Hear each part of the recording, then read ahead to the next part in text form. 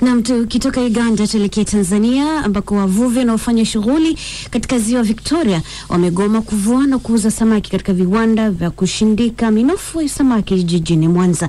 Mwandishi wetu Deo Kaji Makomba ametuletea taarifa ifuatayo kutoka Mwanza kuhusu masaibu ya wavuvi hao.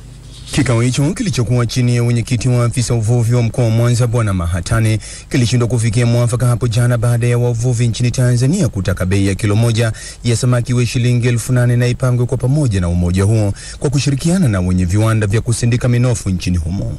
Mwenyekiti wa umoja wa wavuvi Tanzania Bwana Juma Chamoto amesema kuwa mgomo wao utaendelea baada ya kushindwa kupatikana mwafaka wa bei ya kuuzia kati yao na wamiliki wa viwanda vya kusindikia minofu ya samaki. Hatukufikia mwafaka wote. Wamiliki wa viwanda walifika na sisi tukafika, tukajadili. Ajenda ya kwanza kabisa ilikuwa kuhusu bei. Tumejadili bei na sisi tukapendekeza tupewe kwa kilo moja shilingi 8,000 kutokana na taarifa ambazo tulizipata rasmi, kwa sababu jana kulikuwa kuna maprofesa wametoka Kenya ambao pia wanahusika na hizi kazi za uvuvi, wakasema kwao kule wanauza shilingi 350 ya Kenya. Kwa hiyo tukapendekeza hilo mbele ya mkuu wa mkoa kwamba tupate shilingi 8,000 kwa kilo. Upande wa wenzetu wenye viwanda kwanza hatukupata jibu kabisa, lakini walisema tutapata jibu katika siku 14. Lakini tulisikitika kwa sababu gani? Serikali pamoja na wenye viwanda walisema tufanye suluhisho hili haraka, kwa sababu tayari katika menyu za mahoteli ya Ulaya samaki yetu itatoka kama haitapatikana kwenye soko. Sasa kama haitapatikana kwenye soko, watafuta kwenye menyu zao samaki yetu.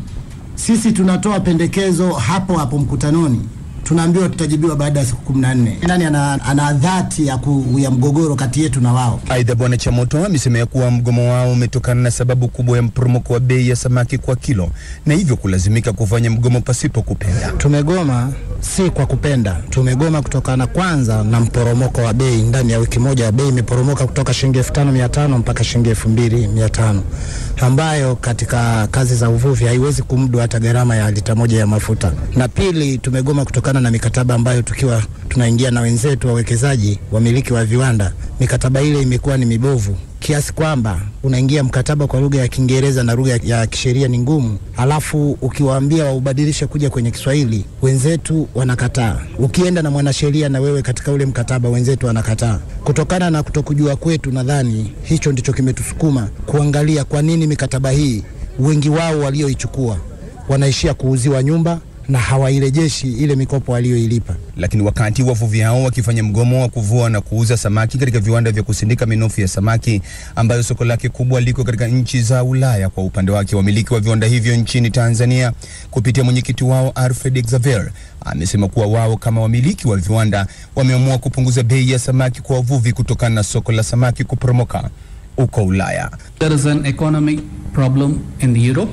Kuna tatizo la uchumi barani Ulaya, na kutokana na msukosuko huo thamani ya dola barani Ulaya imeshuka na soko la Ulaya limeporomoka. Kwa hiyo sisi tunahusika katika utayarishaji samaki hatuwezi kupata bei nzuri, na baadhi ya wale walioagizia samaki barani Ulaya wamefutilia mbali samaki walioagiza kwa sababu wamekuwa wakiwapata samaki aina ya cod na salmon kwa bei nzuri zaidi kushinda minofu hii ya Nile Perch. Kwa hiyo natubidi kuliuzia soko la Ulaya samaki kwa bei ya chini mno ili kuweza kuendelea na biashara. Start doing our business.